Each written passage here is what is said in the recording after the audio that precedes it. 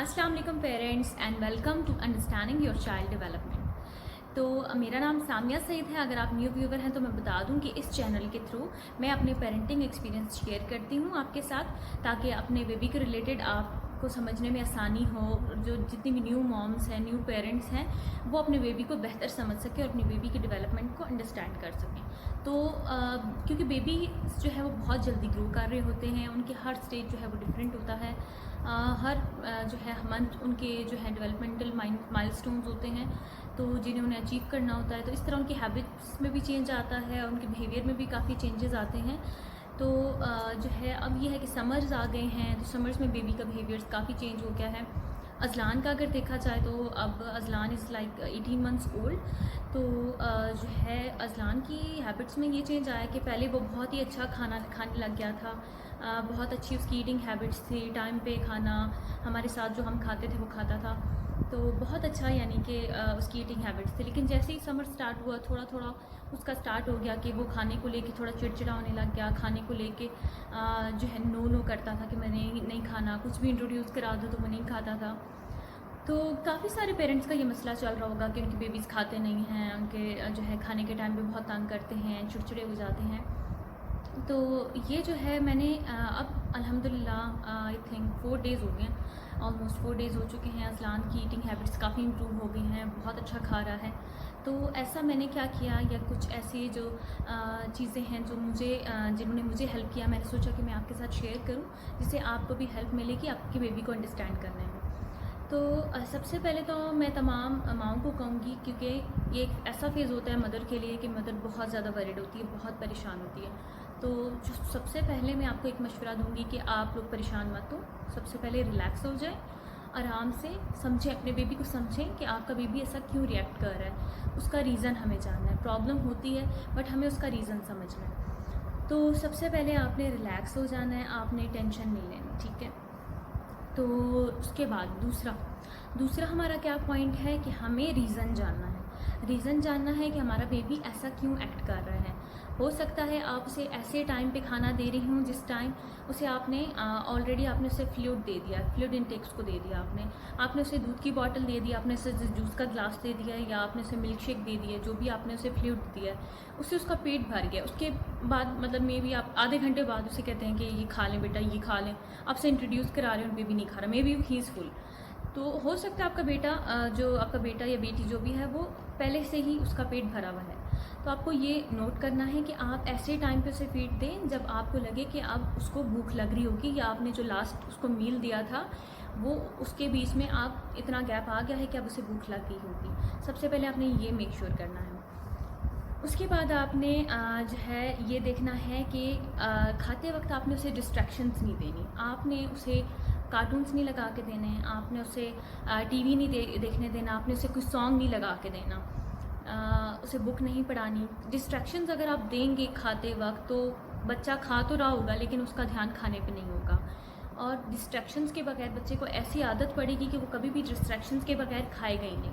इस तरह से आप वक्ती तौर पे तो आपको सुकून मिल जाएगा कि बच्चा खा रहा है, लेकिन बच्चा साइकोलॉजिकली उस खाने में इन्वॉल्व ही नहीं है।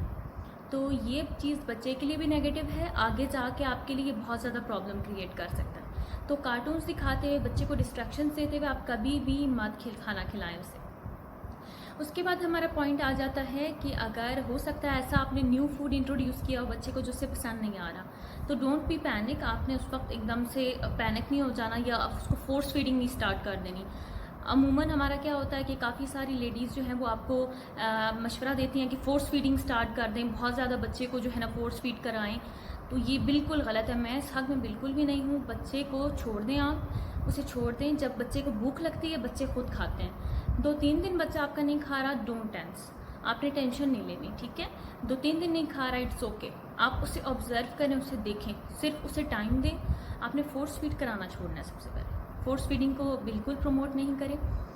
बच्चे को टाइम दें, उसको जो है ऑब्ज़र्व करें, उसको ऑब्ज़र्व करें, रीज़न जानें, उसके बाद ठीक है। फोर्स फीडिंग आपने बिल्कुल भी नहीं करानी। हो सकता है न्यू फूड जो है उसे पसंद नहीं आ रहा, आप बार बार उसे कुछ ऐसे चीज़ के साथ न्यू फूड इंट्रोड्यूस करें जो चीज़ उसे पसंद है। आप उसके साथ, जैसे उसे अगर मैंगो पसंद है, आप मैंगो के साथ उसे पीच नहीं पसंद, तो आप मैंगो के साथ उसे थोड़े थोड़े पीसेस जो है वो पीच के भी दे दें। कुछ अगर उसे बनाना नहीं पसंद या जो भी अगर उसे पसंद है, एक आपने कॉम्बिनेशन बनाना है। जो चीज़ उसे पसंद है उसके साथ आप जो उसे चीज़ नहीं पसंद, आप उसका कॉम्बिनेशन बना के उसे देंगी तो वो बच्चा यानी कि खाएगा।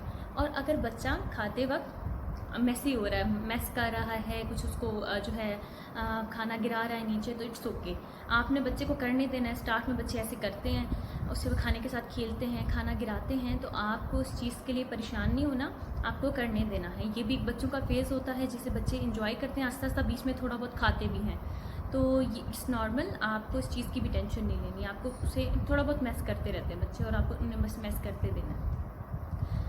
उसके बाद हमारे पास आ जाता है कि बच्चे की भूख जो है वो उसकी एक्टिविटी पे डिपेंड करती है। बच्चे की जितनी ज़्यादा एक्टिविटी होगी उसे उतनी ही उसका जो है खाने की हैबिट्स अच्छी होंगी। अगर बच्चा ज़्यादा एक्टिव रहेगा तो वो ज़्यादा अच्छे से खाएगा। अगर बच्चा इनएक्टिव है, आपने उसे एक मील दिया, उसके बाद उसको बैठा रहा या बैठ के कोई उसने एक्टिविटी की, उसकी कोई इतनी फिज़िकल एक्टिविटी नहीं हुई है, तो ज़ाहिर आप जब नेक्स्ट मील देंगी तो बेबी जो है वो फुल है या उसका वो पहले डाइजेस्ट ही नहीं हुआ फूड, तो वो विलिंग नहीं होगा खाने के लिए उस टाइम। आपको चाहिए कि जब भी आपने उसे फीड दी, आप उसके आधे घंटे बाद कम से कम आपको मेक श्योर करना है कि आपका बेबी कोई भी फिज़िकल एक्टिविटी करे, कोई फिज़िकल एक्टिविटी में उसके साथ इन्वॉल्व हों, उससे फिज़िकल एक्टिविटी कराएं, ताकि नेक्स्ट फीड से पहले पहले उसकी कुछ भूख बढ़ जाए, उसकी एपेटाइट इंक्रीज़ हो, ताकि उसको आप नेक्स्ट फीड में जो भी आप मील देना चाहती हैं वो आप उसे दें।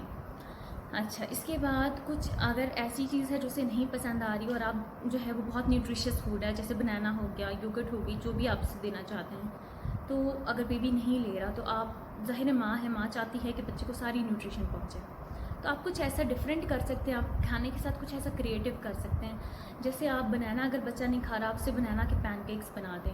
अगर बच्चा बनाना नहीं खा रहा, आप उसे योगर्ट में मैश करके बनाना दे सकते हैं। आप ओट्स नहीं खा रहा बच्चा, आप उसका जो है ना उसको मसाला ओट्स बना के दे सकते हैं। अगर वो मीठा जो है दलिया नहीं खा रहा ओट्स का, आप ओट्स के पैनकेक्स बना के दे सकते हैं। डिफरेंट चीज़ें आप जो है ना ट्राई कर सकते हैं, क्रिएटिव हो जाए फूड के साथ, क्योंकि बेबीज़ को जो है ना क्रिएटिव फूड, डिफरेंट करके फूड, एक ही फूड अगर वो सेम फॉर्म में बार बार खाएंगे, एग खा रहा है बच्चा, उसे बॉईल करके दे दें, बॉईल करके नहीं खा रहा, ऑमलेट बना दें, ऑमलेट नहीं खा रहा, आप उसे सैंडविच बना दें, किसी तरीके से आप फ्रेंच टोस्ट बना दें, आप एग जो है इस तरह से इंट्रोड्यूस कर सकते हैं। यानी खाने के साथ हमें क्रिएटिविटी करनी है। इसके अलावा क्या है कि बच्चों को टाइम टेबल के हिसाब से चलना पसंद है। अगर एक खाने का आपने एक रूटीन बनाना है, सबसे पहले तो आप सुबह 8 बजे उसे ब्रेकफास्ट देते हैं, आप 12 बजे स्नैक देते हैं, 2 बजे उसका लंच होता है, जो भी एक रूटीन है आपने रूटीन के साथ, क्योंकि बच्चों को रूटीन बहुत पसंद होती है, बच्चों के साथ आपने एक रूटीन के साथ चलना है।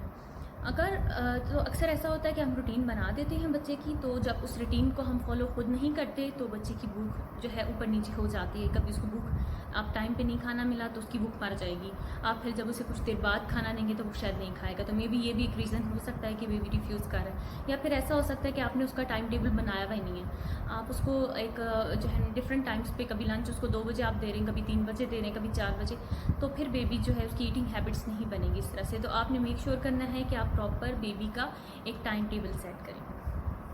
इसके अलावा ये है कि बेबी को जितना आप इंडिपेंडेंट फीडिंग करवा सकती हैं आप करवाएं। बेबी खुद खाना चाह रहा है तो वेल एंड गुड, क्योंकि 9 मंथ्स का जैसे ही बेबी होता है तो उसके अंदर एक इंस्टिंक्ट आ जाता है कि वो खुद खाना चाहता है, तो उस टाइम पे आप बेबी को दे दें, बेशक वो मैस करे, वो जो भी करे, ये उसके लिए अच्छा है। क्योंकि वक्ती तौर पे आपको थोड़ा सा मैस बुरा लगेगा, लेकिन आगे के लिए आप उस बच्चे को इंडिपेंडेंट कर रही हैं, वो खुद खाएगा, तो ये उसके लिए बहुत अच्छा है। तो इंडिपेंडेंट फीडिंग जो है उसे बहुत ज़्यादा आपको प्रमोट करना चाहिए। आपको जो है बच्चे को खुद खिलाएं, बट उसको कोशिश करें कुछ फिंगर फूड्स दे दें, जैसे उसे एक क्यूकम्बर पकड़ा दिया, उसे आपने मेलन दे दिया, उसे जितने भी फिंगर फूड्स आप वो दें, छोटे छोटे पीसेस कट करके उसे दे दें फ्रूट्स के, जो भी वो फिंगर से खुद खाए, तो सेल्फ ईटिंग को प्रमोट करें।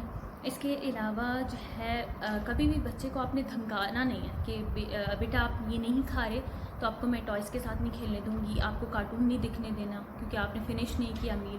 इससे क्या होगा कि बच्चा जो है वो उसको थ्रेटन आप करेंगे तो बच्चा जो है खाने के साथ एक मतलब वो खुद को फोर्स फीड कराएगा या उसके लिए एक मुश्किल टास्क बन जाएगा कि अब उसका पेट भर चुका है लेकिन उसे प्लेट फिनिश करनी है, अदरवाइज उसे कार्टून नहीं देखने देंगे या आप उसे टॉयज से खेलने नहीं देंगी।